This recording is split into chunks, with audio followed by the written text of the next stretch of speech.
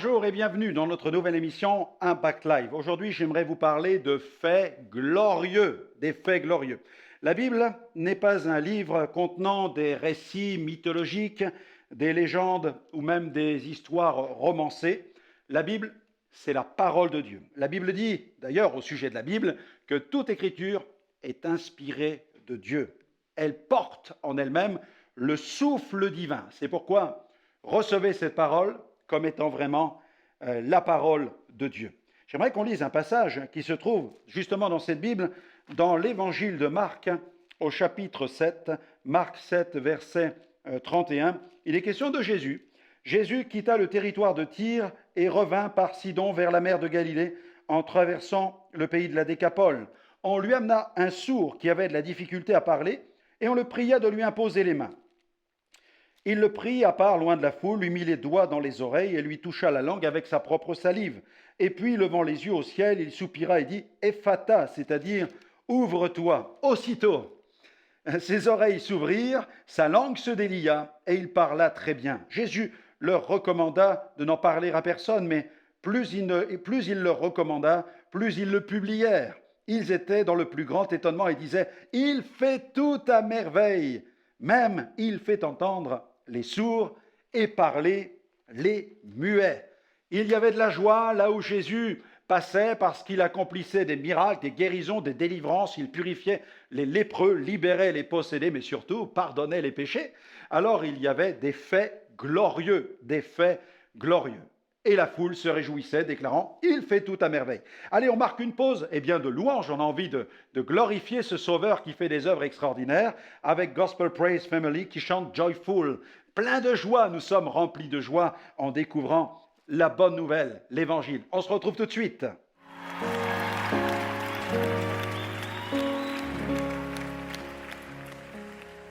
Joyful, joyful Lord, we adore thee, God of glory, Lord of light. Hearts unfold like flowers before thee, hear thee as the sound above. Bear the cloud of time, sin and sadness, drive the dog of doubt away. Give a roving mind out, gladness, fill us with the light. Fill us with the light. Oh, fill us. Sure. Let me take it down, take it broad, take it down, take it broad, take it down, take it broad, take it down, take it broad. 1, 2, 3, 4, come on.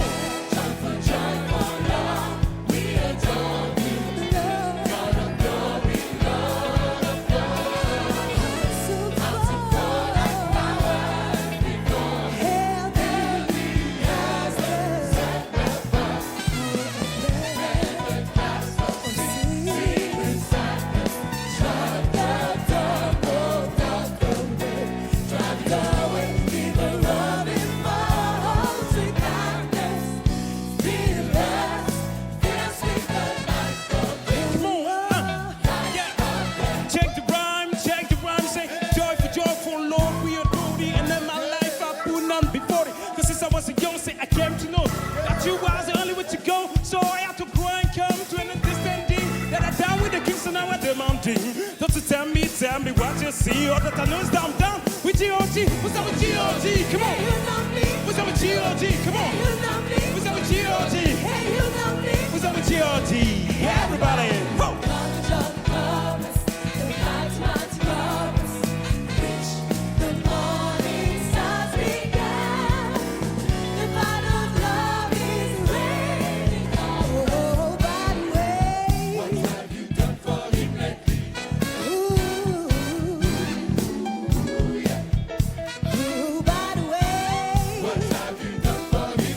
He watches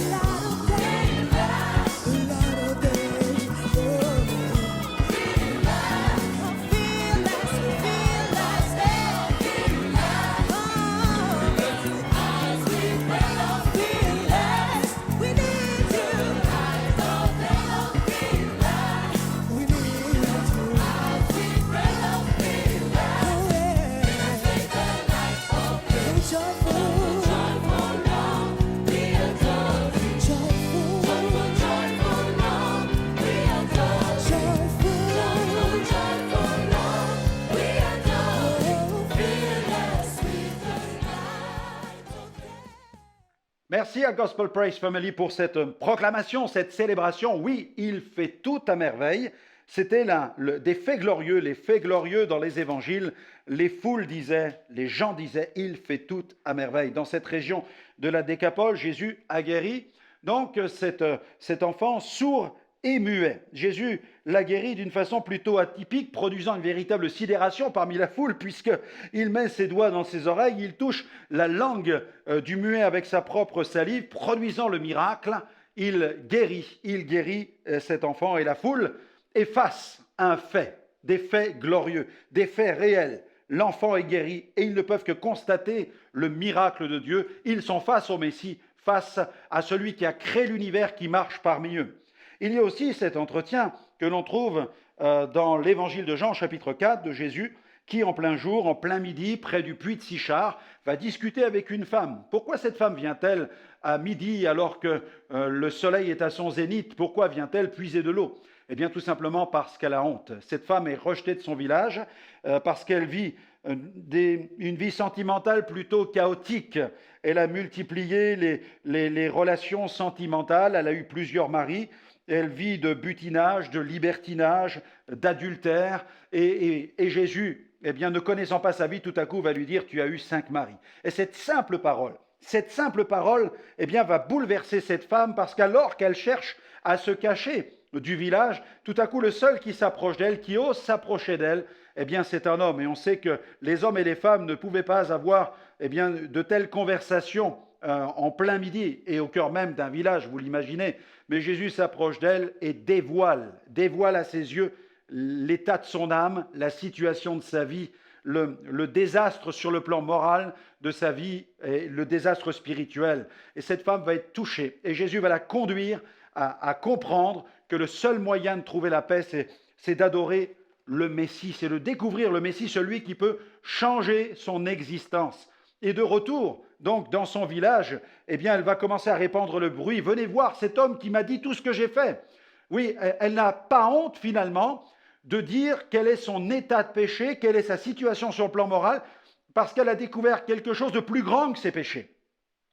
Elle est face à celui qui est plus grand que ses péchés. Et heureusement, chers amis, que Dieu est plus grand que nos péchés. C'est pourquoi, lorsqu'on rencontre Jésus, nous n'avons pas peur de dire « voilà ce que nous étions, voilà ce que nous avions fait ». Moi, je n'ai pas peur de dire « j'étais dans l'occultisme ». Parfois, les gens font « oh ». Je connais des gens qui disent « avant, j'étais dans la drogue ». Les gens font « oh ». Avant, je commettais telle ou telle chose. Et les gens « oh ».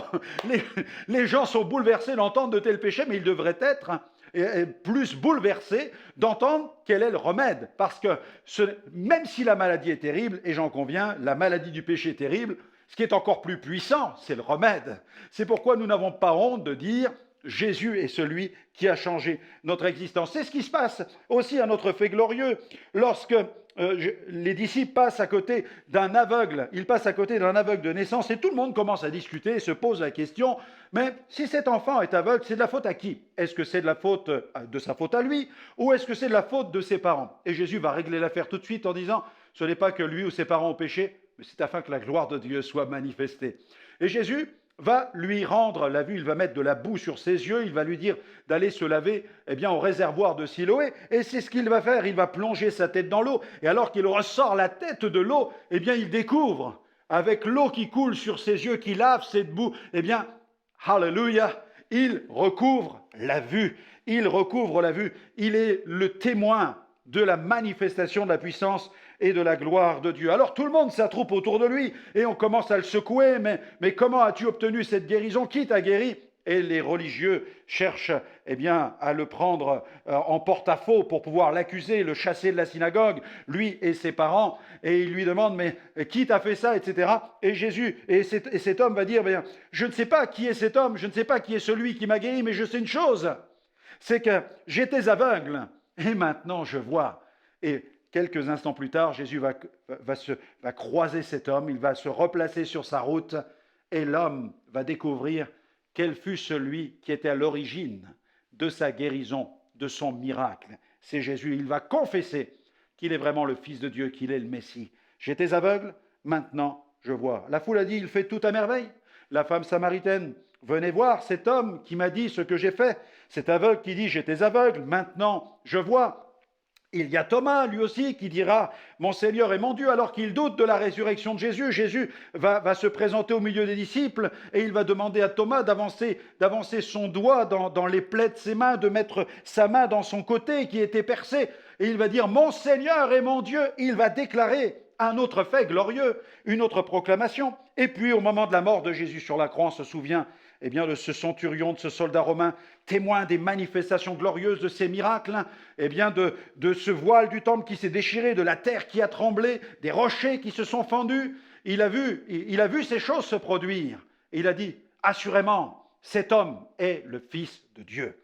Là où vous êtes, déclarez que Jésus est le Fils de Dieu et votre vie va changer. Je vous invite à prier. Oui, Seigneur, je crois et je déclare là où je suis, devant mon ordinateur, devant mon poste de télévision, qu'assurément, tu es le Fils de Dieu. Et je veux déclarer, j'étais pécheur, maintenant, je veux déclarer que Jésus a pardonné mes péchés et qu'il me purifie. Je veux déclarer que j'étais perdu, mais que Jésus me sauve maintenant. Je veux déclarer que je n'avais pas d'espérance et que Jésus est maintenant dans ma vie l'espérance de la gloire. Amen, amen. Vous avez déclaré le fait glorieux dans votre vie et j'ai cette conviction que Dieu va continuer cette œuvre de transformation. N'hésitez pas à nous retrouver dans une prochaine émission où vous allez entendre le glorieux évangile, l'évangile des faits glorieux. Que Dieu vous bénisse et à très bientôt.